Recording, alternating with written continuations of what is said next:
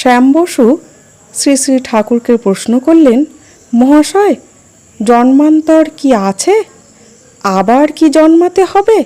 শ্রী শ্রী ঠাকুর উত্তরে বললেন, ঈশ্বরকে বলো, আন্তরিক ডাকো, তিনি জানিয়ে দেবেন।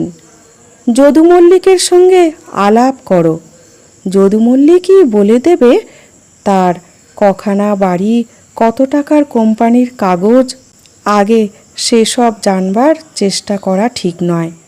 আগে ঈশ্বরকে লাভ করো, তারপর যা ইচ্ছা তিনি জানিয়ে দেবেন।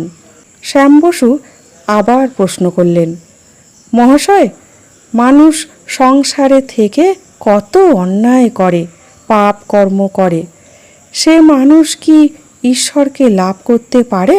শ্রী শ্রী ঠাকুর উত্তরে বলছেন, দেহত্যাগের আগে যদি কেউ ঈশ্বরের সাধন করে আর সাধন করতে করতে ঈশ্বরকে ডাকতে ডাকতে যদি দেহ ত্যাগ হয়, তাকে আর পাপ কখনো স্পর্শ করবে?